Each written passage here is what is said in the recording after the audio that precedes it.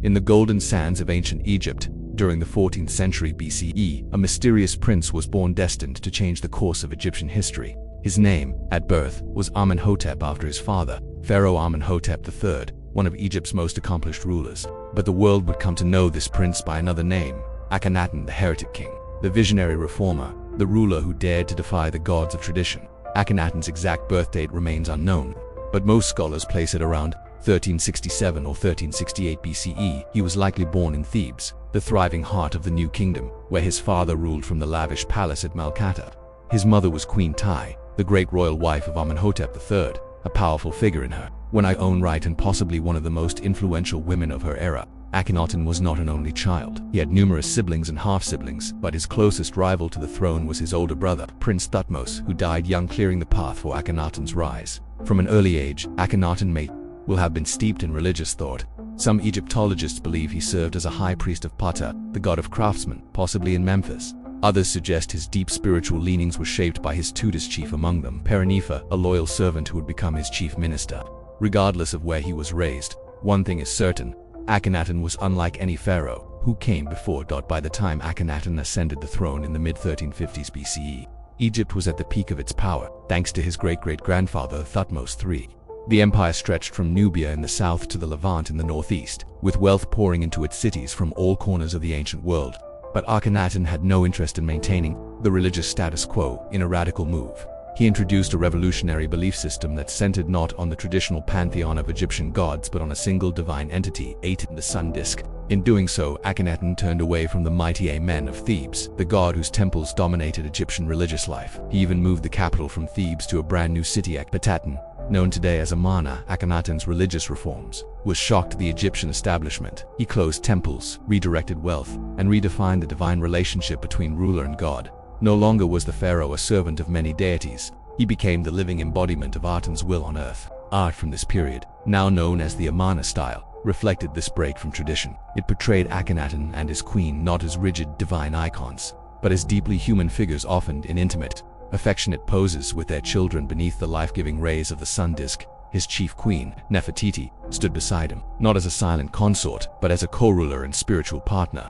Together, they ruled Egypt during one of its most extraordinary and controversial periods. Nefertiti, whose famous painted limestone bust has become an icon of ancient beauty, may also have been the mother of another legendary pharaoh, Tutankhamun. But Akhenaten's personal life was as complex as his political and religious reforms. In addition to Nefertiti, he had several other wives. One was Kia, believed by many to be the Mitanni princess Todokepa, who likely came to Egypt as part of a diplomatic marriage alliance. Though she never held the title of Great Royal Wife, inscriptions suggest she held a special place in Akhenaten's heart. There may have even been other wives, possibly a Babylonian princess, and, according to some theories, even one of his own sisters. Though he ruled for less than 2 decades, Akhenaten's reign left a mark on history unlike any other. He turned Egypt inward, focusing on spiritual matters while its empire began to fray at the edges. After his death, the religious experiment collapsed. Traditional gods were restored, temples reopened, and his city was abandoned to the sands. Later rulers, including his probable son Tutankhamun, worked to erase Akhenaten's legacy, chipping his name from monuments and branding him a heretic. Yet today we remember him not as a failure but as a radical, a dreamer, a revolutionary who defied millennia of religious tradition to pursue a singular vision of the divine.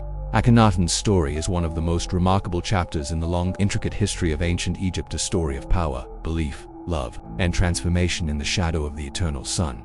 From amongst these marriages, Akhenaten had many children. His marriage to Nefertiti resulted in 7 or more children, most of them daughters. There were numerous other children from his further unions, though the exact details of these cannot be reconstructed from the available evidence, and there would doubtlessly have been some who died in infancy as well, for which no record of their existence has survived. Akhenaten's earlier years were lived in knowledge that his older brother, Prince Thutmose, was their father's designated suzerain, and so he would succeed as pharaoh upon Amenhotep III's death. But Thutmose died sometime in the early to mid-1350s. With this, Akhenaten became the new heir answer from the mid-1350s, by which time he was most likely only just entering his teenage years. He began to quarrel with his father, an arrangement which was usually established to train in a successor in the key elements of government and the religious obligations of the pharaoh. There would also have been a growing awareness of the fact that Amenhotep perhaps did not have long left to live.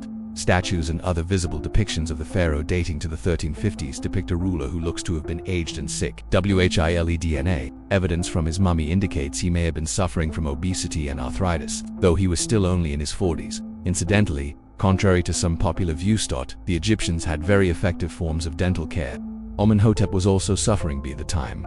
Akhenaten became ruler from teeth that were plagued with cavities and which would have caused him serious pain. It was this obese, arthritic and pain-ridden figure who managed to rule down to around 1351 BC.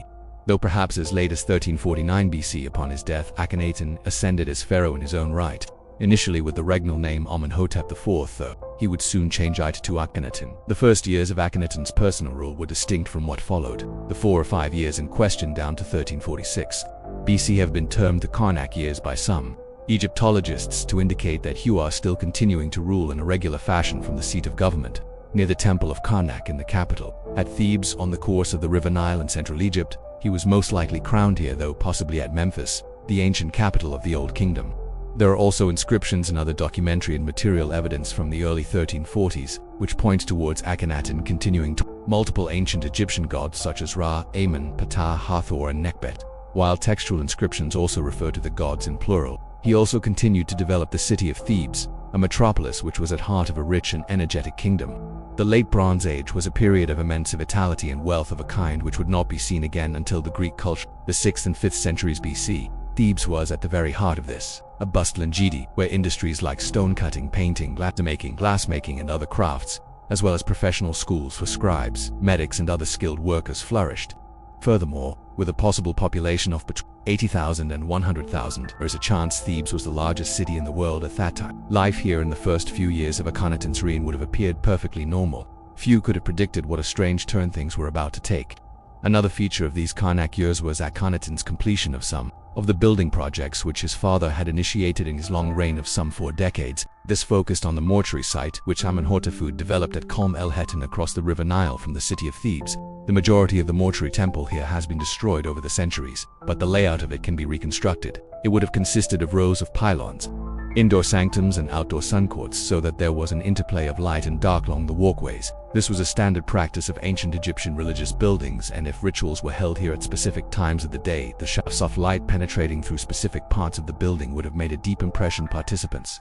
In rituals here, particularly where gold objects were used to refract the sun's rays in different ways, it all points to the way the sun was already central to the Egyptian religious system and provides a backdrop to the religious changes Akhenaten was about to undertake. Elsewhere in the building, 2 gigantic statues were erected, known today as the Colossi of Memnon. These 60-foot-high stone monuments loomed over the western bank of the River Nile and couldn't have failed to impress people voyaging up and down the river on boats. The building work on the temple and the carving of the Colossi was only completed around 1350 BC, most likely just after Akhenaten had become pharaoh in his own right, and he would have overseen the rituals which no doubt accompanied solemnizing of the new temple structure. The first years of Akhenaten's reign were normative in other respects.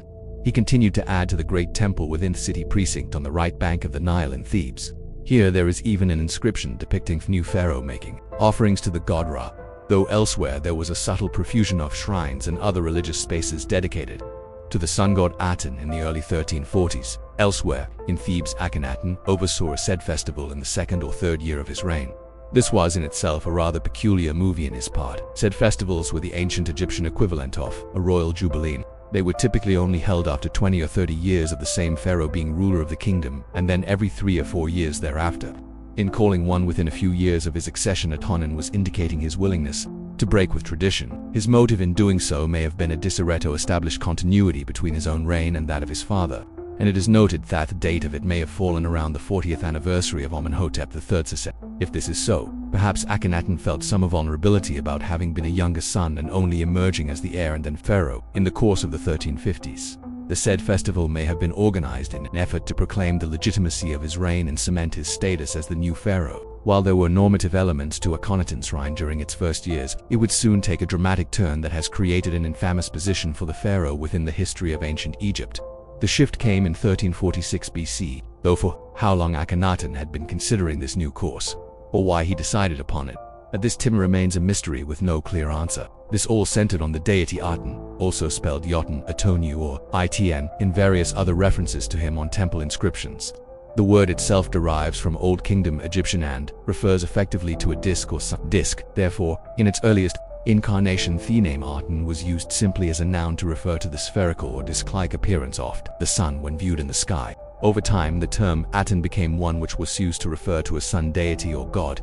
Aten was just one such sun god. The most popular and important of these was Ra, one of the most important of all the Egyptian gods and goddesses, one who was said to travel through the sky in an ark every day bringing light to the world, while in the evening Heretic and night fell. Aten was just one of over a dozen deities which emerged around the worship of the sun, day and night in Egypt over the centuries. These practices of multiple forms of sun deity were reflected in a great many other ancient cultures of the Chalcolithic, Bronze and Iron Ages. What is unusual about Akhenaten's actions is the fact that Aten was still a relatively minor deity by the 14th century BC, although there is evidence that the importance of sun deity was growing in the Bronze Age world of the Eastern Mediterranean around this time. Akhenaten now went one major step further. For reasons which remain elusive, he decided to proclaim the worship of Aten as a form of state religion.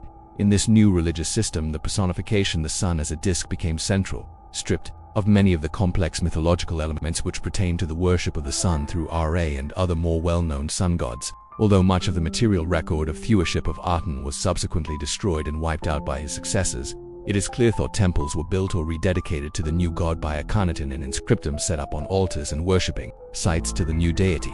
The pharaoh even changed his name. It is from around this time at the end of 1350s BC that he began being referred to as Akhenaten or Akhenaten, meaning something akin to effective for Aten or one who is dedicated to Aten. The latter decision was not entirely unusual. Egyptian rulers and nobles were often named after different deities. Ramesses, the name borne by many of Akhenaten's successors, includes the name of the sun god Ra, Thutmose III. Akhenaten's great forebear of the 15th century BC was named after Thoth, the god of wisdom and magic. The traditional nature of naming oneself after a god aside, the move towards active worship of just one deity was quite unusual for the time, one which effectively leaned towards a form of monotheism. Though, as we will see soon, there is a major debate amongst Egypt about the nature of the new before turning to the specifics of the new religion and how Akhenaten sought to expand it. It is worth trying to reconstruct the philosophical basis for it, a task which is made difficult by efforts to destroy the memory of Akhenaten's new religion by his successors. Firstly, the worship of Aten was perhaps derived in large part from outside influences, whether from the Levant, the wider Middle East, or further afield. There are Semitic aspects to it. In this sense, Akhenaten's decision to adopt it as a state religion points towards the growing prosperity and cosmopolitan nature of the late Bronze Age world, one in which ideas trafficked between cultures over hundreds of kilometers. Secondly, it was something of a more personal religion insofar as it involved a more direct communication between the individual worshipper and the sun deity, whereas Egyptian religion in the main used intermediaries, priests who received the offerings of lay people and then offered them to the gods for them. One of the reasons why Akhenaten's innovating swear possibly so violently reacted against after his death was that he was alleged to have attacked the privileges of the powerful, priestly classes. These were some of the core traits of Venu religion, and we see inscriptions from the time and images which show people making offerings directly to Aten without priests and temple officials involved. There is, as we have already noted, a wide amongst Egyptologists and historians of Akhenaten's reign over how we should classify this new system. The traditional view back when the details of what Akhenaten had attempted and as modern Egyptology developed as a discipline in the early and mid-20th century was that it was effectively a form of monotheism. This is the idea that one god should be worshipped, but exclusively Christianity, Islam, and several other modern religious systems are monotheistic. By way of contrast, ancient Egypt and indeed most other ancient religious systems such as those of Babylon, Greece and Rome were all polytheistic, that is, they worshipped multiple gods or a pantheon of sometimes hundreds of gods and goddesses. Well, it is tempting to see the brief experiment in the worship of Aten as a form of monotheism. It seems more plausible to describe it as a form of monolatry. This is where the existence of a wide pantheon of deities is still accepted, but one is now placed in a position of singular importance. The idea here is that Akhenaten was not trying to disavow the existence of the other gods and goddesses, but that he was proclaiming to his people that Aten should be worshipped above all others. There was also a form of syncretism involved, the borrowing of other cultural practices and incorporation of them within one's own system. The belief is that Akhenaten proposed affording Aten a position of singular importance within Egyptian religious life, influenced by outside ideas from the the Middle East, and the Mediterranean world about the importance of sun deities. Some have argued that this cult of a powerful sun deity might have origins in the religious systems of the Semitic people of the Levant and Middle East, and that Akhenaten was influenced by ideas which entered Egypt from this region as the New Kingdom, but expanded there during the reign of Thutmose III and his successors. One of the other core components of the new religion was to proselytize or spread it by acquiring large numbers of adherents. This is an issue which has concerned Egyptologists greatly, as they wonder if Akhenaten simply established a new cult and hoped it would acquire followers over time, or if he aggressively attacked the cults of the other gods. The picture presented, from the evidence of inscriptions and other material which has been recovered, is complex. It is suggested that initially in the late 1350s and early 1340s BC he began to introduce a new cult of Aten alongside the other gods, but that over time this was expanded to favor the new cult of Aten when it came to royal patronage. Then, towards the end of the reign, there might have been a watershed moment at which he became much more aggressive and actually trying to actively undermine the cults and temples of prominent deities like Ra, Baath, Amen, Thoth, Seth, Mut, and others. In particular, there was an active campaign of attacking worship of the god Amen, who had become, along with Ra, the most preeminent deity within the Egyptian pantheon by the 14th century BC, and who had an especially strong cult following in Thebes. As such, Akhenaten does seem to have actively to undermine the worship of other deities, but the degree to which he did so and whether or not it was evenly distributed amongst all the other gods and goddesses is a matter of debate. Another key aspect of Akhenaten's religious revolution was the establishment of a new capital dedicated to the worship of Aten. It isn't surprising to learn that ancient Egypt had different capitals at different times, when we consider the enormously long span of ancient Egyptian history, one which would eventually play out over more than 3 millennia. In its earliest days, the capital was located in Thinis, a city which we still don't even know the location of today. Around the 27th century BC, the capital was moved to Mennefer or Memphis. This was located on the banks of the river Nile, just south of the delta and within the southern suburbs of modern-day Cairo. Not long afterwards, the pharaohs began building up the Great Pyramids at the Giza Plateau. Not far away from this new capital, Memphis remained the center of power and governance down to the end of the Old Kingdom.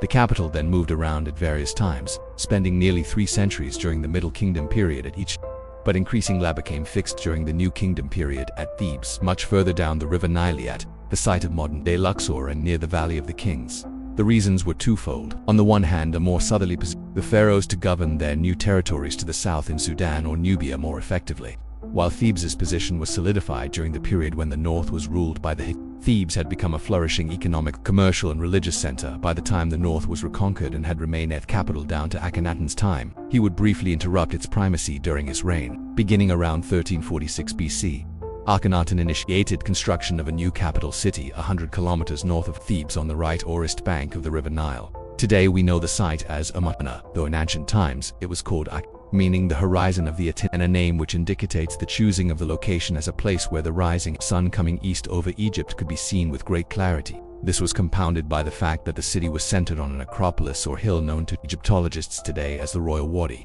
The city was to be a dedicated governmental and religious center for the worship of Aten and was to function as the seat of the royal court. This was largely a virgin or green field site which had little settlement on it prior to the beginning of the project. Beyond, a small village might have been in the vicinity. Tens of thousands of laborers would have been deployed here in order to speed the construction work along, and large sections of the Egyptian economy must have been turned over to providing building material and other goods in order to erect a city. Out of nothing, a not inconsiderable project given the resources available to ancient. The city, which emerged in nearly complete form by 1341 BC, if the dedication inscriptions on some buildings here are accurate, was spread out along a 13-kilometer stretch of territory on the east bank of the river Nile. It was divided into a north and south city. The north city was centered on a royal palace-themed mortuary area which were to be the heart of the government or administrative zone. The south city encompassed more the village of the workers who erected the buildings, and would doubtlessly have become a more residential area once the building had been constructed if the city had remained in use as a capital for longer than it ultimately did. To the east of this was the Acropolis and the tomb of Akhenaten, an elaborate mortuary building which it is assumed was intended for the pharaoh. Finally, between the north city and the workers' village, in the center of the development, was the great temple of Aten. This elaborate temple complex of fine stones, statues, colonnaded arches, and other religious edifices was to be the heart of the worship of Aten in Akhenaten's realms, and was elaborately designed. Many reliefs and wall drawings have been recovered which point to an extensive and refined level of building work here in the 1340s, replete with hundreds of altars for worshippers to make offerings to the god. The building work at Amarna and the art and architecture which began to emerge in Egypt more generally in the decade between the inception of the cult of Aten in 1346 BC and the end of Akhenaten's reign in the mid-1330s BC is very distinctive from other ancient Egyptian art. Indeed, so idiosyncratic is it that scholars talk of an Amarna style during the reign of Akhenaten. Statues become markedly different, with people attempted with much thinner and more austere faces with an almost feminine edge. These are distinct from the fuller and more regal-looking faces of nearly all other pharaohs. There was also a tendency to depict the royal family in a much more intimate way, with Akhenaten and Nefertiti presented together on wall relief sand and statuary objects. Similarly, the headdresses and clothing were somewhat distinctive. Nefertiti's headgear and the famous bust of her is indicative of this, with Akhenaten's wife wearing a wig in a Nubian style. When it came to the temples and other religious spaces at Amarna, a marked difference was seen in the open nature of these sites. The high imposing walls punctuating sun courts, which were typical of ancient Egyptian religious buildings, were abandoned in favor of temples with small enclosure walls. The courts where the religious ceremonies were carried out and offerings made were now out in the full view of the sun, so that worshippers could be in the presence of Aten entirely when attending his great temple at Amarna. Thus, Akhenaten's radical reforms extended beyond religion to how the royal government was depicted visually and presented itself to the people of Egypt. All of these decisions by Akhenaten have given rise to a major debate as to who he was on a personal level. This is almost impossible to determine when it comes to an ancient ruler. Kings and queens 3,500 years ago did not tend to write memoirs or anything of that kind that have survived and which might provide an insight into who they were as individuals. Instead, we are left to reconstruct this from evidence. Some have argued Akhenaten was a visionary and religious radical. Others have argued he could have been insane or mentally unhinged in some fashion. There really is no way of knowing, though. Another theory, which has the benefit of being grounded on a vision of him as a political power broker, was that he was fostering Thekelt of the sun deity as a means of aggrandizing himself. Courts in New Kingdom Egypt were no different or more modern. Courts and governments, with various factions and power groups, some trying to undermine the ruler. Perhaps Akhenaten decided after years ruling from Thebes or Karnak to begin the worship of Aten and establish a new capital as a radical break from the old political system. The new religion would weaken the powerful priestly class and their followers, and would centralize power in Akhenaten's hands, who, in adopting his new name, was intrinsically associating himself with the sun god. This view of him as a ruler, trying to increase his own power by centralizing religious worship around him, would also match with his decision to hold a said festival in Thebes not long after his accession. A move which, as we have seen, points towards some insecurity in his position as pharaoh. Ultimately, we can't be sure, but there are many things which might have motivated Akhenaten on a personal level. While Egyptologists and commentators on Akhenaten's reign have, for obvious reasons, commentated primarily on the religious innovations he introduced, there were other things occurring in the 15 or so years between his adoption of Aten as the state god and his movement of the capital to Amarna. Most of this centered on foreign policy matters. While Egypt had risen to a position of unprecedented awe and prosperity in the Bronze Age world during the reigns of Thutmose III and his successors, the kingdom did face opposition from various fronts. There were numerous other strong powers in the Eastern Mediterranean and the Middle East. Generally, Egypt maintained good relations and extensive trading ties to the Greek powers such as the Minoans of Crete and the Mycenaeans of the mainland, the latter of which had largely subjugated Crete after a devastating natural disaster around 1500 BC. But in the Middle East and Anatolia, it had rivals in the shape of the Hittite Empire and the Assyrian Empire. The Assyrians were based out of Mesopotamia, what we term Iraq today, and around this time were undergoing a major resurgence in their power under their ruler, Ashurbanipal. The Hittites were based out of Anatolia in modern-day Turkey and ruled southwards into the northern parts of Lebanon and Syria. During the late Bronze Age, they were a perennial rival of Egypt's in this contested border zone. Beyond these, Akhenaten's government had to contend with raids out of the western deserts of Egypt and also the perennial possibility of the Nubians trying to free themselves from Egyptian domination down the river Nile into Sudan. We are fortunate, when it comes to Akhenaten's foreign policy, to have a major source of information of an unusual nature for a period in time 3.5 millennia ago. These are known as the Amarna letters. They are a series of 382 clay tablets, which were discovered accidentally by some farmers in Amarna in the 1880s. They are unusual insofar as they are not written in Egyptian hieroglyphs as one might expect, but rather in cuneiform writing, the type of script which was favored in the 3rd and 2nd millennia BC by people like the Sumerians, Babylonians, and Assyrians who were based out of Mesopotamia. The tablets nearly all date to Akhenaten's reign and record his diplomatic agreements with the Assyrians and others and shed some light on his foreign policy. There are also numerous letters between the pharaoh and local rulers of parts of the Levant, some of whom were ostensibly vassal subsects of Akhenatens in Canaan and other lands there in the mid-14th century BC. Interestingly, these vassal kings addressed Akhenaten as the sun, my lord, perhaps indicating an awareness of the new solar religion Akhenaten was promoting at home. whereas the kings of Assyria and other large states address Pharaoh as a brother and equal. The Amarna letters and other evidence offer an interesting insight into Akhenaten's foreign policy in the Levant and wider Middle East. When it comes to the Assyrians, Akhenaten was primarily caught up in a diplomatic dispute between them and the Babylonians, a declining power that still controlled land in southern Mesopotamia towards the Gulf of Persia. Despite the fact that the Assyrians had long since emerged from underneath the control of the Babylonians and were now the dominant power in the region. The Babylonian king Bernabarius wrote to Akhenaten on 2 occasions inquiring as to why the Egyptian pharaoh was entertaining diplomatic envoys from Ashur-uballit of Assyria. He would have received short shrift from Akhenaten, who presumably was negotiating an accord with the Assyrians against the Hittites. The latter, under their ruler Suppiluliuma, did make raids into the Hittite-Egyptian border zone in Syria and Lebanon during the 1340s. Though there was little of significance achieved by these, perennial border conflict between the Hittites and Egyptians would continue for decades to come, peaking in the reign of Ramesses I a century later when one of the most significant engagements in ancient history, the Battle of Kadesh, was fought between the two. The Amarna letters are nevertheless a very useful window into how diplomacy worked here in the Bronze Age, particularly on the nature of the vassal city-states and principalities in the border zone and how they communicate with the pharaohs in Egypt. A more significant military campaign was launched at Akhenaten to the south of his central kingdoms in Egypt. This occurred sometime in the middle of history. Though the dating is not perfectly clear, Akhenaten did not lead the army himself, but dispatched his viceroy, the governor of much of Nubia, a man named Thutmose, to head southwards and quell a revolt amongst the perennially unruly Nubians.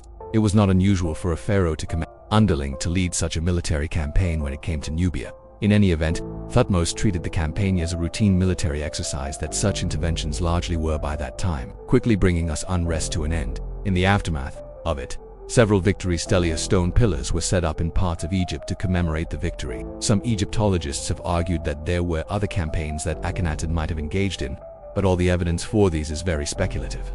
At the same time, we can probably dismiss the idea, which was favored a century ago, that Akhenaten was some sort of pacifist.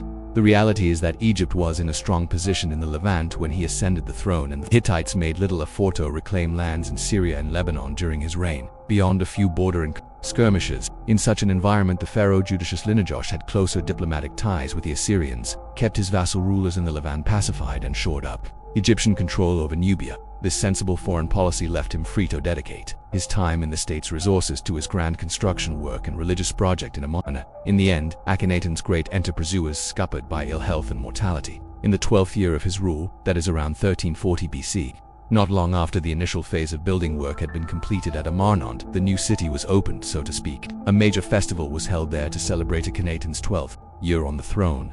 This saw emissaries and perhaps even some rulers arriving from neighboring countries and also from the vassal principalities and cities in the Levant to pay homage to the pharaoh. This was quite possibly the source of the plague which struck Egypt in the early 1330s BC. A deadly plague or disease outbreak of some kind definitely occurred, and it may have been brought to the capital by these visiting dignitaries. Whatever the source of it was, the result was not good for the royal family. Several of Akhenaten's daughters were seemingly claimed by it, 3 of which, Meketaten, Neferneferure, and Setipina, were daughters from his marriage to his great wife Nefertiti. Others still may have been impacted. One theory which has also emerged in recent years is that the plague was ravaging Egypt years earlier, and that it may have actually been a cause of Akhenaten's religious reform program. The king having decided to embrace a new religion and god as the disease ravaged his country. This remains a hypothesis only, and there is little evidence to suggest the plague outbreak preceded the raising of the cult of Aten and the construction of Amarna. What Akhenaten died from himself is not known. There is of course a possibility that the plague took him when he died at some stage between 1336 and 1334 BC. It could also be that he was suffering from a lifelong illness. Egyptologists have long noted that on statues and other monuments and walls he was typically depicted as being a much leaner and gaunt figure than other pharaohs of the New Kingdom period. Maybe this was how he wanted to be depicted, but it could also indicate he was suffering from something like Marfan syndrome or Froelich syndrome. Both are complicated conditions which are related to the endocrine system and other parts of the body. They would also both result in a long drooping face and jawline such as the one Akhenaten was presented as having. At the same time, there are contradictions to any such diagnosis. Froelich syndrome, for instance, usually makes men sterile, and as we have seen, Akhenaten clearly did not have any problem having children. Given this, the more likely conclusion is that the unusual depiction of Akhenaten was wholly owing to his eccentric personality and the unusual art of the time and not related to any illness of any kind. If this is the case, then his death in them at 1330s BC at a relatively young age, perhaps being little more than in his mid-30s, was quite possibly owing to the plague that was coursing through Egypt at the time. He was buried at the royal tomb he had built at Amarna, though his mummy and sarcophagus were soon seemingly removed from there, and perhaps taken to the Valley of the Kings near Thebes for interment next to his ancestors. The argument for Akhenaten having been ill for some time prior to his death is strengthened when we consider that there was a co-regency or co-rulership being developed in the last year or two of his life. The co-rulers were Nefertiti at one point and at another Smenkhare. The identity of the latter individual is unclear. He may have been a brother of Akhenaten, one of his sons of an unclear background. This is significant when it comes to the question of who succeeded Akhenaten. Having died a relatively young man, his children were very young to succeed him in the main, and this Smenkhare, if he was a brother of Pharaoh, may have been chosen as a temporary successor due to being older, yet the chronology is deeply confused and unclear, and Egyptologists debate whether Smenkhare was dead himself before Akhenaten. What is clear is that Tutankhamun, the famous pharaoh whose gold death mask has become synonymous with ancient Egypt, succeeded around 1332 BC, just a short while after Akhenaten's death. He was a boy of no more than 9 or 10 years at a time and is understood to have been one of Akhenaten's sons, though his parentage is debated. Though suffering from a genetic illness himself, he would live and rule down to the late 1320s BC, long enough to leave his own mark on Egyptian history in overturning many of his father's reforms, while the period immediately following Hisrin and the exact changeover of rulers in the years that followed is imprecisely known. Egyptologists broadly agree on what happened during these years. Tutankhamun's reign saw a violent reaction. The unusual religious system Akhenaten had inaugurated, the worship of Aten, was broadly abandoned. Although the worship of sun deities of course remained central to the restored polytheist Egypt, the capital was also returned to Thebes. But things went much further still.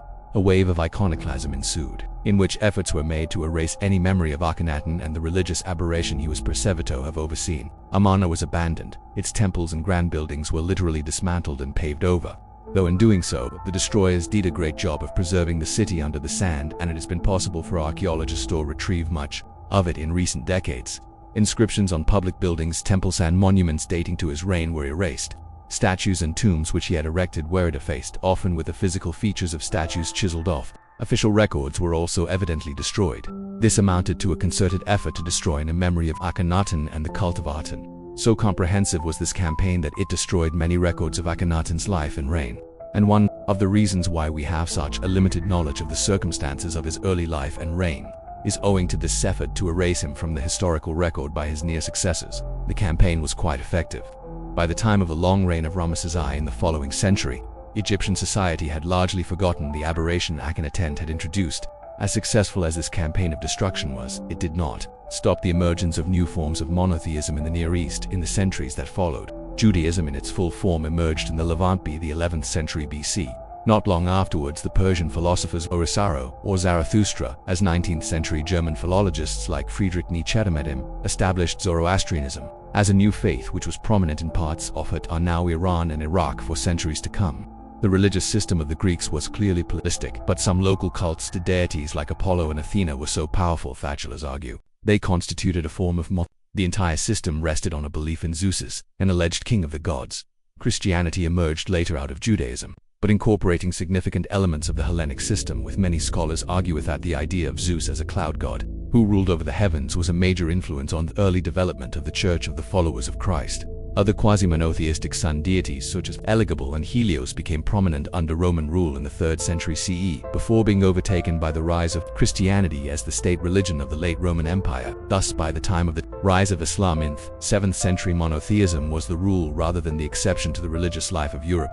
The Maghreb and the Middle East, Akhenaten, rather than being an aberration, was something of a prophet of the future shift from polytheism to monotheism. Eventually, despite the best efforts of his children and other descendants to excise him from the historical record, details of Akhenaten's reign and religious innovations began to re-emerge. This began with the realization by 8 Orientalists visiting Egypt that there was a lost city on the site of Amarna, some remains of which were still visible above the sands. Archaeological excavations were undertaken spasmodically in the 19th century before the uncovering of the Amarna lettuce in the 1880s led to a more sustained interest in the Amarna site. Extensive studies were carried out here between the 1890s and the 1930s, and with this, the story of what Akhenaten had attempted began to reveal itself after millennia of obscurity. In the process, Akhenaten has become one of the most studied of all ancient Egyptian pharaohs, as his rule was so unusual. There nevertheless remain unresolved issues surrounding it. For instance, in 1907, a tomb codenamed KV55 in the Valley of the Kings west of Thebes was discovered and was soon identified as the tomb of Akhenaten. A mummy was located here, and as recently as 2010, scientific studies began to appear suggesting the mummy was most likely that of Akhenaten. Other Egyptologists have derided these claims though, arguing that Akhenaten was buried at Amarna and would hardly have been removed, the Valley of the Kings, if he were considered such an abhorrent figure following his death. As with much else concerning his reign, there are more questions than answers, even after centuries of historical inquiry. Akhenaten is one of the most well-known Ophet Egyptian pharaohs today for one reason: his efforts to establish a new religious system in which the sun god Aten would have a position of primacy. This was not simply a personal religious preference on his part. The pharaoh was so dedicated to the god Thoth tried to establish him as the preeminent deity across Egypt, changed his name to acknowledged worship of Aten, and built a new city to honor the deity. This might not have been strict monotheism, should be described more as monolatry, where the other gods and goddesses were still acknowledged but made peripheral by comparison with the paramount god. It still seemed like an aberration to Akhenaten's acts, and after his reign, his successors did their level best to eradicate any recorded memory of what he had done. Yet it would be wrong to see this as an indication of insanity in act. He knew what he was doing and deployed vast state resources to try to make it happen. In the end, what we might suggest is that his establishment of the cult of Aten was indicative of the changing religious and intellectual world of the cosmopolitan Late Bronze Age, one in which outside Semitic influences concerning sun deities were influencing Egyptian culture. And in the end, he was ahead of his time. Over the centuries that followed, there were numerous monotheistic faiths which emerged in the Mediterranean world and that of the Middle East. Though it would take another millennia for it to occur, eventually they would conquer all before them. What do you think of Akhenaten? Was he something of an aberration and perhaps insane as some of his contemporaries seem to believe? Or was he simply a visionary who predicted the general drift from polytheism to monotheism in the ancient world? Thank you very much for watching.